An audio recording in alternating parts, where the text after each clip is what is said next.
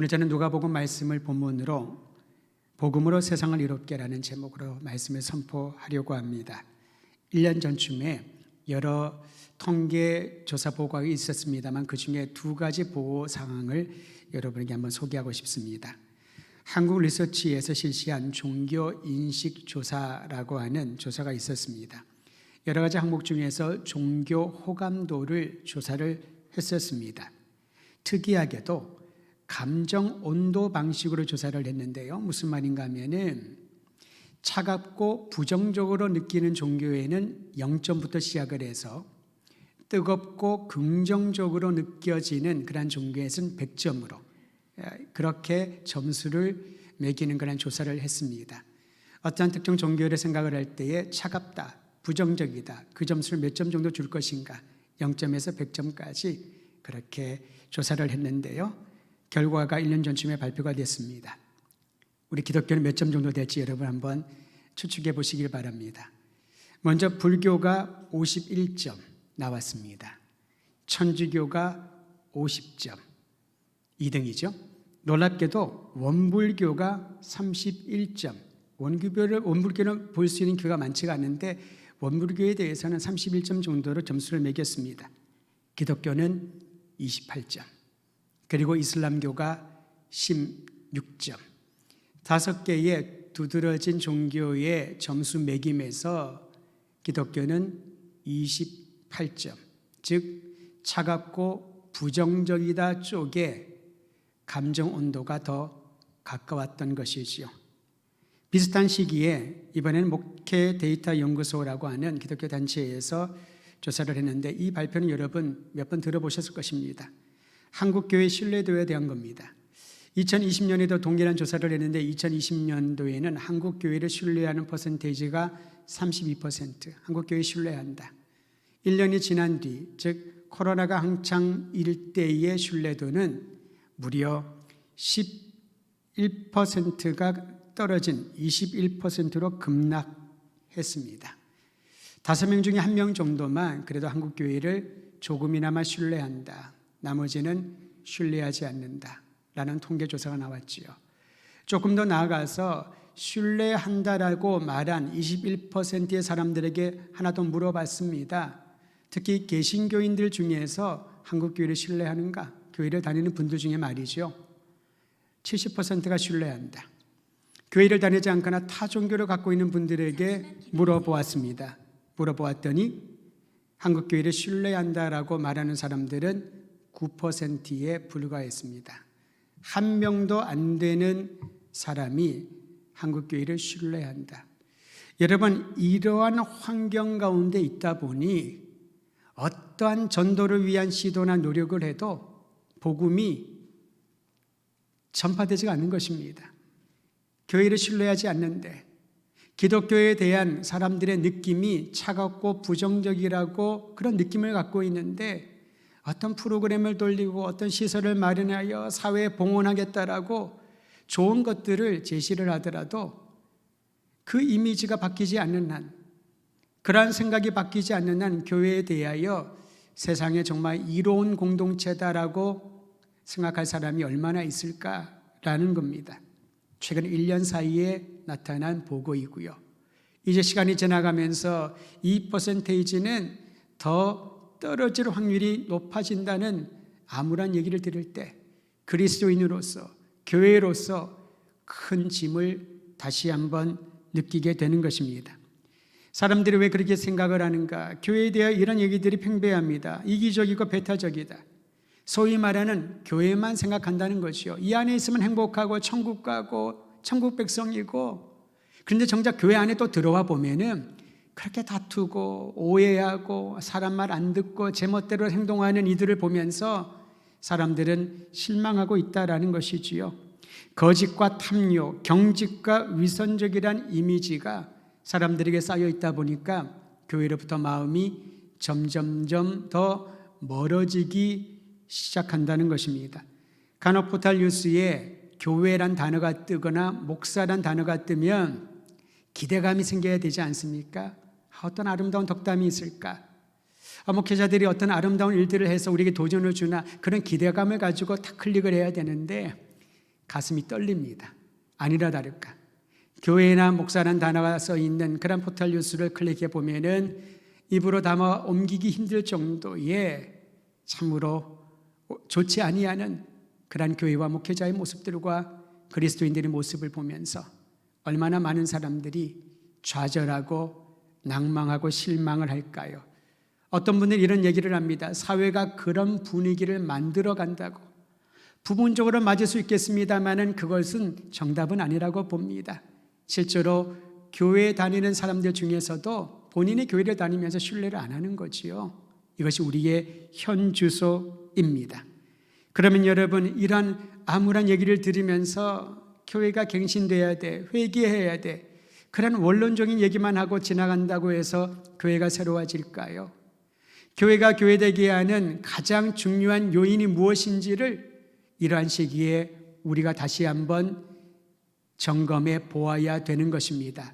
즉, 교회의 본질, 교회의 존재 목적, 왜 교회가 산으로 들어가고 외딴 섬에 모여 있지 않고 세상 속에 있어야 되는가? 왜 그리스도인들이 세상의 직업을 다 버리고 교회 안에 머물며 자급자족하며 먹고 살지 않고 왜 세상의 일터로 직장을 가지고 또 기능을 가지고 이 세상 속으로 들어가야 되는가? 교회의 존재 목적과 본질을 다시 한번 되새겨 보아야 된다는 것입니다. 교회를 교회되게 하는 원인은 그리스도 예수 안에 얻은 새 생명입니다. 예수님을 구주로 영접하고 새 생명의 기쁨을 경험한 이들이 함께 모여서 예배를 드리는 것이 교회이지요. 비록 우리는 불완전하지만은 내세울 것이 없지만은 그 구원의 감격으로 주님을 찬양을 합니다. 예배를 드립니다. 봉사를 합니다. 사명감에 갔습니다. 선교를 합니다. 동참을 합니다. 이게 바로 구원받은 사람들의 큰 감격을 누리는 교회의 삶의 모습이지요. 그런데 교회는 거기에 머물러 있지 않습니다. 교회가 세상에 존재하는 목적은 예수 그리스도의 위임 명령을 가지고 그 명령을 따라 살아가는 것인데, 주님은 제자들에게 그리고 오늘날 우리의 귀에도 분명하게 울리는 소리를 말씀하고 있습니다. 가라. 세상으로 가라는 것입니다. 여기에 머물러 있고 여기가 좋사오니라고 생각하지 말고 이곳에서 받은 은혜와 훈련받은 그 모든 마음가짐과 복음의 능력을 가지고 세상 속으로 가라. 가서 침묵하고 아무 말도 하지 않고 있으라는 것이 아니라 가서 제자를 삼으라. 그리스도의 복음을 받아들이는 구원받는 백성들의 수를 더하는 그 거룩한 일에 동참하라고 명하시는 거죠.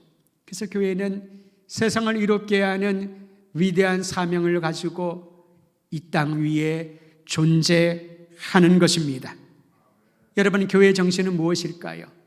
교회를 교회되게 하는 정신은 무엇일까요? 그것은 많은 사람을 구원하려고 자신의 목숨을 내어주신 그리스도의 사랑 안에서 교회의 정신을 발견하게 됩니다. 우리가 오늘 교회로 모이지 않았습니까? 더드림 공동체라고 하는 아름다운 교회의 구성원으로 함께 모여 있지 않습니까? 이곳에 와 있는 이유, 우리가 교인이라고 말할 수 있는 한 가지 근거는 우리 안에 내주하시는 그리스도의 사랑이 충만할 때 진정한 교회의 모습을 보여줄 수 있는 것입니다. 날마다 여러분 점검하시길 바랍니다. 내 안에 그리스도의 사랑이 충만한가? 내 안에 그리스도의 열매가 충만한가? 오늘 본문 말씀에도 그렇게 얘기하지 않습니까? 나무를 보면 열매를 안다는 것입니다. 못된 나무에서 좋은 열매를 맺을 수가 없고요, 좋은 나무에서 못된 열매를 맺을 수가 없다는 것이지요. 그 사람의 마음에 충만한 것이 입으로 나오고 행동으로 나타나는데, 역으로 말하면 내 입에서 나오는 말, 내 생각에서 나오는 그러한 여러 가지 것들, 행동들, 그것이 무엇이냐를 보면은 내 안에 누구로 충만한지, 내 안에 무엇으로 충만한지를 알게 된다라는 것입니다. 그래서 말이나 행동이나 우리의 생각을 매 순간마다 점검해 보아야 되는 것이지요. 내가 한 말에 대해서 다른 사람이 비판하면 기분이 나쁠 것입니다. 그러나 내가 한 말과 내 생각과 내 행동을 본인이 스스로 점검할 수 있다면 그 사람이 바로 지혜자요 성숙한 자요 교회를 새롭게 하고 세상을 이롭게 하는 하나님의 통로로 쓰임받을 줄 믿으시기를 바랍니다. 사랑하는 성도 여러분, 교회가 아무리 참신한 프로그램을 개발한다 할지라도, 대대적인 봉사활동으로 사회 도처에서 좋은 일들을 한다 할지라도 그거로 세상이 얼마나 감동을 할까요? 잠시는 감동할 것입니다. 하지만 그것이 지속되지 못하면 오히려 그것이 실망으로 돌아올 것입니다. 분명한 것은 이 사회는 계속해서 발전하고 있지만은 사람의 내면을 들여다보면은 너무나도 좌절하고 참혹하고 고통과 상처 투성입니다. 상처받은 이들을 멀리 가서 찾아보지 않더라도 내 주변에 얼마나 많은지 모릅니다. 사람들의 모습을 보십시오. 여러분 행복해 보이나요? 정말 기쁨으로 충만해서 천국을 사는 것처럼 이 땅을 사는 사람들이 얼마나 많이 있나요? 하루하루가 곤혹스러워 보이는 그러한 사람들이 우리 주변에 또한 내 안에 얼마나 많은지 모릅니다. 이러한 이들에게 치유와 회복과 새로운 출발을 하게 하신 바로 하나님의 놀라운 약속이 주어졌습니다. 바로 그것이 그리스도 예수의 복음인 줄 믿으시기를 바랍니다. 사실 복음이란 이 단어 유앙겔리오는 전쟁터에서 승리를 하면 승전보를 왕에게, 국민들에게 알려주기 위하여 메신저를 보내지요. 그래서 여러분 이 모습을 성경은 이렇게 말합니다. 복음을 들고 나가는 이들의 발이 아름답다는 거지요. 달려갑니다. 말을 타기도 합니다. 강을 넘고 산을 넘어서, 강을 건너고 산을 넘어서 이 기쁜 소식을, 승리의 소식을 전해야지 그 가족들이 또 왕이 마음이 편안하지 않겠습니까? 이게 바로 복음입니다. 이 땅에 이러한 기쁜 소식, 어둠의 권세를 파하신 승리의 소식, 영원한 생명을 주시는 하나님의 놀라운 약속, 이 땅이 전부가 아니라 더 깊고 더 놀라운 세상이 우리에게 열려 있다라고 하는 희망의 소식을 바로 복음이라고 말하는 것이지요. 그 복음을 전하기 위하여 하늘 영광 버리고 이 땅에 오신 예수님처럼 예수님의 구주를 모신 이들은 이제 내가 누리는 모든 영광과 영예를 내려놓고 주님이 걸어가신 십자가의 길, 고난의 길에 동참하는 것이 세상을 이롭게 하는 교회의 모습인 줄 알고 여러분 이 일에 동참하시기를 주의 이름으로 초청합니다. 우리 민족에게 그리스도의 복음이 전파된 이후에 놀라운 일이 생겼습니다. 사람들이 교회를 주목하기 시작했습니다. 왜냐하면 일반인들에 비해 그리스도인들의 의식 수준과 도덕성이 높았기 때문에 그렇습니다. 김인현 3.1운동 독립선언서에 서명한 33명의 민족 대표 중에 절반이 기독교인이었다는 거 여러분 알고 계시지요? 사실 1919년 그러면은 복음이 한반도에 전파된 지 35년밖에 안 된 어쩌면은 신생 종교라고 할 수 있겠지요. 겨우 역사가 35년밖에 안 됐는데 나라의 독립을 위하여 민족 대표로 헌신하고 목숨을 바친 이들이 절반이 기독교인이었다는 것. 나라 사랑의 강한 의식이 사회 전체에 도전을 주기 시작을 합니다. 아무도 손대지 못했던 사회적 폐습을, 악습을 타파하고 가정의 평화와 여성들의 인권과 또 어린이들의 인권들을 높여주고 정말 사람다운 하나님이 창조하신 피조물의 영광을 회복시키는 일에 교회가 앞장서면서 사회 전체가 교회를 주목하기 시작을 합니다. 그리고 교회에 몰리기 시작을 하지요. 선교사님들이 교육, 사역과 의료기관을 설립하면서 사회적 약자들을 돕는 일에 앞장서기 시작을 합니다. 교회를 주목을 합니다. 여러분 공식적으로 1930년 조선 국세조사 보고에 의하면 조선의 문맹률이 77.7%였다고 합니다. 1930년만 하더라도 그 이전에 더 많았겠지요. 우리나라 백성들 중에 10명 중에 8명은 글을 읽을 수 없는 그러한 이들에게 미래를 바라볼 수 있는 길을 열어주기 위하여 교회가, 그리스도인들이 헌신, 봉사했던 것입니다. 사람들은 그러면서 교회를 보며 희망을 품었습니다. 그리스도인들과 함께 꿈을 꾸기 시작을 했을 것입니다. 성경을 읽으면서 자기가 얼마나 귀한 존재인지, 구원의 감격이 얼마나 큰지를 여기면서 다른 곳이 아니라 교회 안에서 차세대 지도자들이 성장하기 시작했습니다. 근데 어느 순간 사람들의 발걸음이 더뎌지기 시작한 것을 느낍니다. 사람들이 이렇게 생각했을 것입니다. 교인들이나 사역자들은 우리가 조금 더 나은 프로그램을 개발하지 못해서 그런 게 아닌가? 교회가 조금 더 나은 시설이 준비되지 않아서 그런 게 아닌가? 그런 생각을 했던 것으로 보입니다. 그런데 교회가 성장 속도가 느린 것에 반면에 세상의 성장 속도는 급속해지기 시작을 합니다. 하루하루가 달라집니다. 전에는 교회에 와서 학문을 배우고 꿈을 꾸고 노래를 배우고 사람을 만나고 공동체성과 세계관에 대하여 확립을 했던 사람들이 이제는 굳이 교회를 가지 않더라도 세상에서 모든 것들을 획득하게 됩니다. 과학기술이 첨단 기술이 발전하면서 그 속도는 더 가속화되어지게 됩니다. 굳이 교회가 아니라도 마음의 위안을 찾을 만한 많은 것들을 세상 안에서 발견하다 보니 교회로 오지 않는, 교회의 발걸음이 더뎌지는 것을 보게 됩니다. 우리는 그런 것들 많이 추억하지요. 내가 중고등학교 때는 애들이 미어졌는데, 우리 때는 교회 아니면 갈 곳이 없었었는데, 그런 경험 다 하지 않았습니까? 굳이 전도하지 않더라도 북 한 번 치면서 동네 한 바퀴 돌면은 주주리 사상처럼 애들이 막 엮여서 옵니다. 여름 성경학교, 겨울 성경학교 하고 나면은 배가 되는 일들이 있지 않았습니까? 지금은 어떻습니까? 먹을 것을 주고 좋은 프로그램을 주고 온갖 상품들과 귀한 것들을 다 준비해둬도 아이들이 오지 않습니다. 왜 그럴까요? 세상에 더 재미있는 것이, 더 유익한 것이 많다라고 여기기 때문이지요. 교회의 성장 속도가 세상의 성장 속도를 따라가지 못했던 것입니다. 그러면 세상의 성장 속도를 앞지르기 위하여 어떤 노력을 할까요? 아무리 노력을 해도 그 성장의 내용과 속도를 따라가기 어려울 것입니다. 근데 여러분, 그렇다고 해서 이 세상의 모든 발전된 모습들이 사람들에게 참된 행복을 주지는 않잖아요. 오히려 많은 것들이 발전하고 새로운 세계가 열릴수록 사람들에게 찾아오는 것은 상실감입니다. 행복할 줄 알았는데, 인본주의적인 세계관을 가지고 살아가면 인간이 행복할 줄 알았는데 인간성이 파괴되고 공동체성이 파괴되고 이기적이고 탐욕스러운 인간의 본성만 드러나는 것을 볼 때가 지금 아니겠습니까? 어떻게 해야 될까요?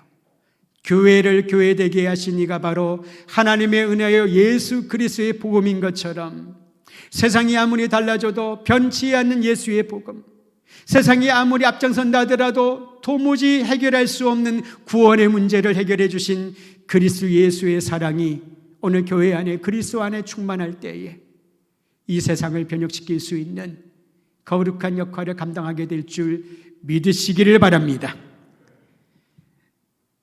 세상의 성장 속도를 따라오지 못하고 구태의연하게 과거에 집착하고 있는 교회에 젊은 세대는 찾아올 이유를 발견하지 못한다고 말합니다. 게다가 상식을 벗어난 교회의 결정과 판단을 볼 때마다 사람들은 등을 돌리기 시작을 하지요. 여러분, 지금 21세기에 어떻게 교회 세습이라는 그런 용어들이 사용될 수 있을까요? 세습이란 단어가. 사람들은 그것을 비상식이라고 얘기를 합니다. 그런데 교인들은 상식에 가깝다라고 말하는 이들도 있습니다. 이것이 바로 우리의 고통스러운 현실인 것이지요. 스캇 솔즈라고 하는 목사님이 교회가 세상과 완전히 달라야 세상을 강하게 끌어당길 수 있다고 말합니다. 교회가 세상과 다른 게 무엇일까요? 교회가 세상에 다른 것은 시스템일까요? 어떤 기구일까요? 무엇이 다를까요? 교회가 다른 것은 그리스도 예수의 복음 이외에 다른 이름을 구원자로 주신 적이 없다라는 이 신앙으로 온 열방이 모든 사람들이 문화와 언어와 민족을 초월하여 함께 예배한다는 것입니다. 사랑하는 성도 여러분, 우리가 세상과 다른 예수 그리스도의 복음을 들고 나아갈 때에 이 세상은 교회를 다시 주목하게 될 것입니다. 사실 사람들은 본능적으로 자신과 다른 무엇인가에 끌리게 되어 있지요.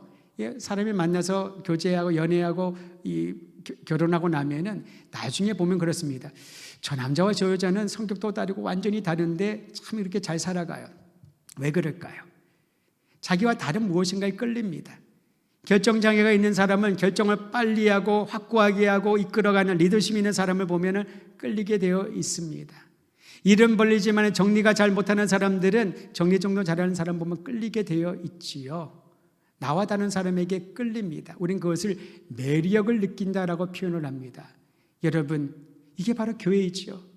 교회는 세상과 다른 매력을 가지고 그 매력을 발산할 때에 세상의 교회를 생각하면서 다르게 생각을 하는 것입니다. 저는 우리 더드림교회 성도들이, 모든 그리스도인들이 그리스도 예수의 복음으로 매력적인 사람, 매력적인 교회가 되기를 주의 이름으로 축원드립니다. 그래서 지금 매력을 잃어버린 것이죠. 교회 들어가도 나와도 그리스도인들을 봐도 그렇지 않아도 아무런 매력을 느끼지 못한다는 겁니다. 우리가 적용해야 될 부분입니다. 매력입니다. 어떻게 매력을 발산할까? 그것이 우리의 숙제요, 우리가 풀어야 될 문제이지요.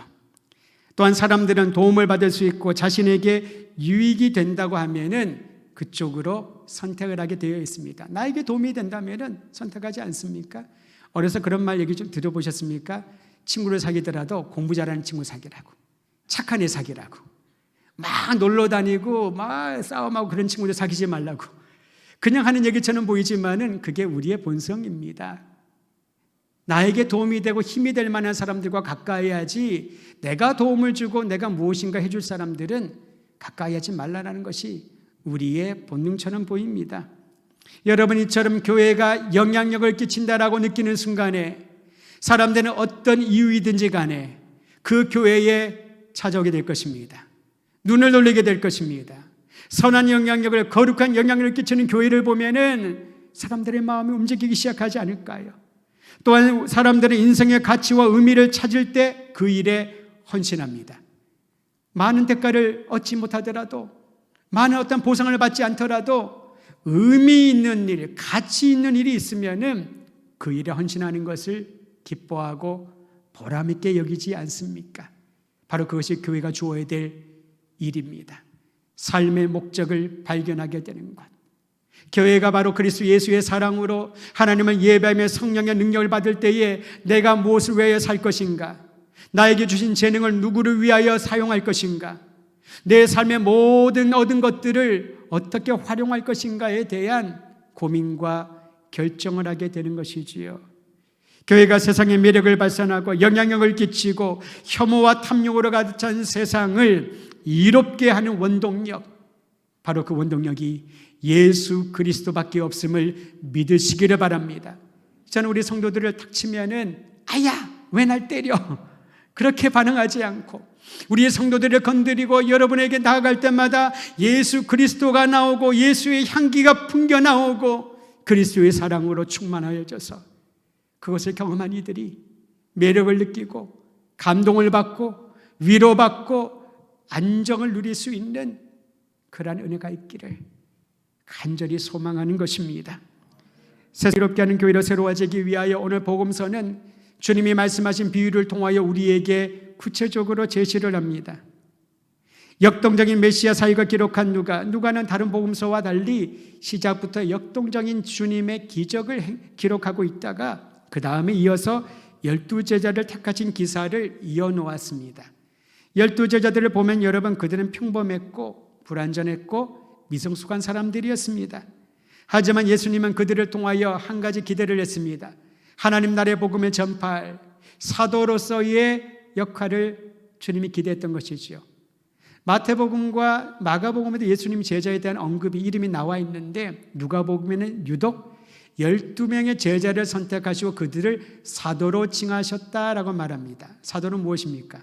보냄을 받은 사람, 세상으로 보내는 거지요. 예수님은 그들을 제자 훈련을 잘 시켜서 한 지역을 맡고 한 나라를 맡아서 예수님을 따르는 사람들의 무리를 이끌 지도자, 탁월한 지도자급으로 키우려고 생각하지 않았습니다. 그들을 사도로 칭하셨습니다. 보내는 거지요. 빛이 오는 곳에, 굶주린 곳에, 메마른 곳에, 상한 곳에, 화해가 필요한 곳에. 이게 바로 교회입니다. 이거 바로 그리스도의 제자됨의 모습인 것이지요. 예수님은 그들을 세상으로 보내시면서 하나님 아버지의 자비와 사랑으로 세상을 대하라라고 대원칙을 알려주셨습니다. 우리가 세상을 대하는 태도가 하나님 아버지의 사랑과 자비라는 거지요. 근데 우리는 어떻습니까? 세상을 자꾸 깎아버립니다. 분석을 하지요. 이렇게 살면 안 된다라고 마치 우월감을 가지고 비천한 사람들을 보는 그러한 심정으로 세상을 평가할 때가 얼마나 많은지 모릅니다. 세상을 대하는 태도는 아버지 하나님의 자비와 사랑, 요한복음이 이렇게 말하지 않았습니까?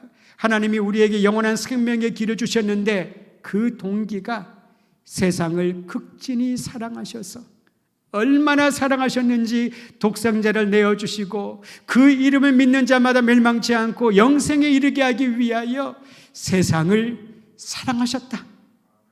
이 마음으로 우리는 세상을 바라보고 우리가 일하는 일터에서 그 일을 바라보아야 할 것입니다. 그리고 구체적으로 세상을 사랑으로 대하는 삶에 대하여 설명하십니다. 누가복음 6장 37절에서 38절. 하지 말 것과 할 것을 얘기해 주시는데 하지 말 것 두 가지, 할 것 두 가지입니다. 하지 말 것은 다음과 같습니다. 비판하지 말고 정죄하지 말라. 비판하지 말고 정죄하지 말라. 교회 안에서 이런 일들이 얼마나 많이 일어나는지요. 여러분, 우리가 정신을 바짝 차리고 이 말씀을 받아들여야 됩니다. 비판하지 말고 정죄하지 말라. 자기의 생각, 자기의 느낌, 자기가 갖고 있던 아주 얄팍한 지식과 경험, 마치 그것이 모든 사람들의 판단 기준이 되는 것처럼 비판하고 정죄하는 것. 세상에 대해서는 마찬가지입니다. 주님의 명령입니다. 비판하지 말라. 정죄하지 말라. 그리고 할 것을 얘기하십니다. 용서하라. 그리고 남에게 나누어 주라. 사랑을 나누어 주고 복음을 나누어 주고 먹을 것을 나누어 주고 필요한 것들을 나누어 주라. 그리고 용서하라. 이것이 그리스도 예수의 제자로 사도로 보냄을 받아서 세상을 대하는 사람들의 태도요, 공동체 사람들을 대하는 마음의 태도인 것입니다. 그런데 우리는 반대로 하죠. 용서하지 않고 자기 것 챙기고 비판하고 정지한 일에 급급합니다. 저는 우리에게 통신이 굉장히 지금 발달했잖아요. 한국은 IT 강국 아닙니까? 어디든지 전화가 잘 터집니다. 왜 이 전화를 주셨을까?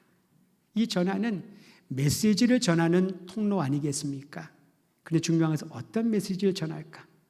이 전화를 통하여 문자를 통해서 카톡을 통해서 무엇이든지 이 통신 매체를 통하여 하나님이 우리에게 복음과 기쁘고 격려와 위로의 소식을 전할 수 있도록 이런 계기들을 허락해 주셨는데 우리가 만약에 그것이 아닌 다른 것들을 전하는 통로로 이 활발한 통신수단을 활용한다면 주님 앞에 다시 엎드려 하나님의 은혜를 구해야 될 때가 아닐까 싶습니다.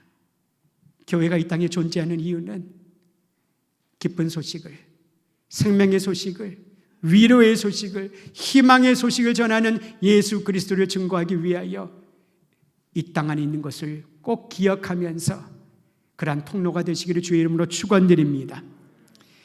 예수님께서는 몇 가지 비유를 말씀하시는데요. 눈먼 사람이 또 다른 눈먼 사람을 인도하면 둘 다 구덩이에 빠진다. 당연한 일이죠. 그런데 이 당연한 얘기를 왜 말씀하셨을까요? 우리가 눈먼 사람이 아닌지, 영적으로 맹인은 아닌지 살펴보라는 것입니다. 여러분, 수도사들이 어떤 시간들로 소일을 했는지 여러분 아시죠? 노동도 물론 했습니다만 말씀을 읽고 묵상하는 것, 기도의 시간을 가장 중요한 삶의 일정으로 놓았습니다. 가장 중요한 것은 기도와 말씀이었습니다. 왜 그랬을까요? 말씀의 빛 안에서 자신을 살펴보는 겁니다. 기도 가운데 하나님께 더 가까이 나가는 훈련을 하는 거지요.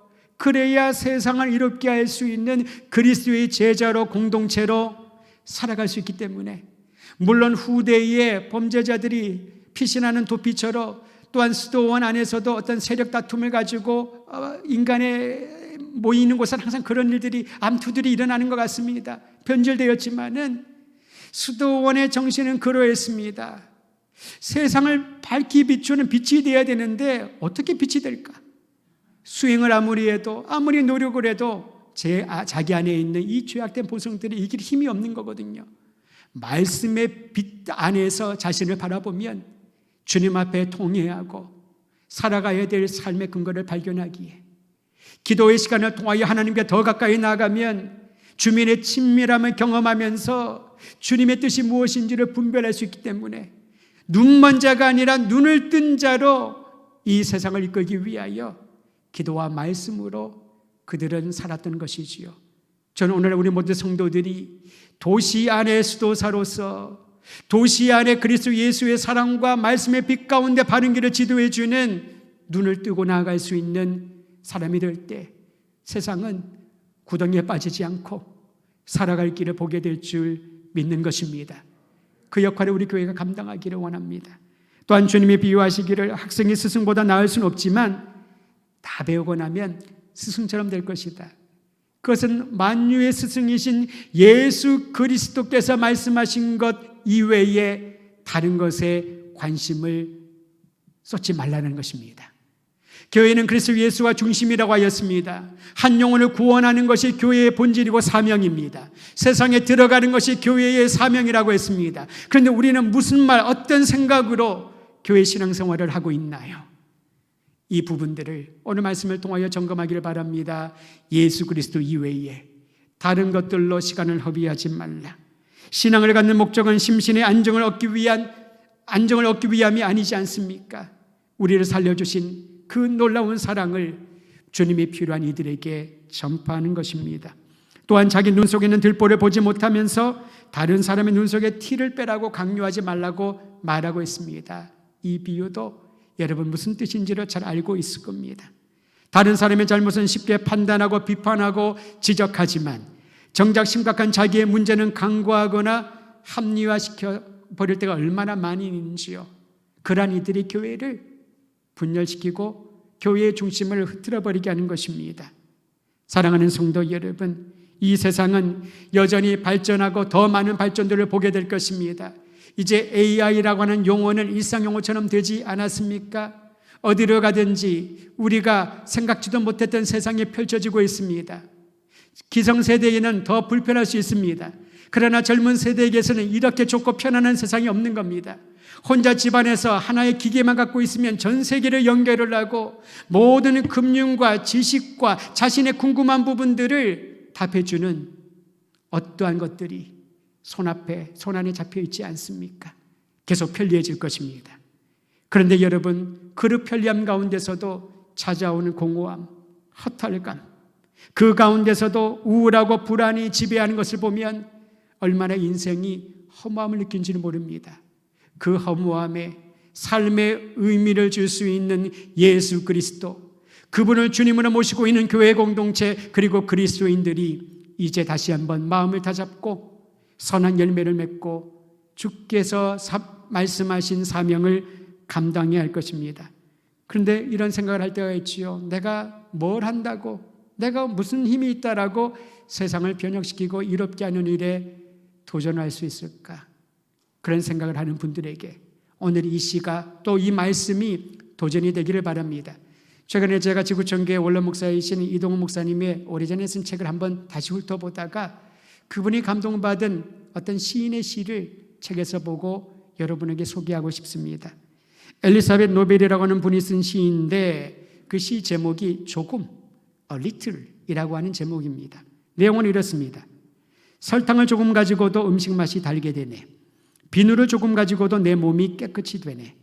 조금의 햇볕으로도 내 싹이 자라나네. 조금 남은 몽땅 연필로 책 한 권을 다 쓰네. 조금 남은 양초, 하늘하늘 춤추는 불빛, 아무리 작더라도 불빛은 귀하지.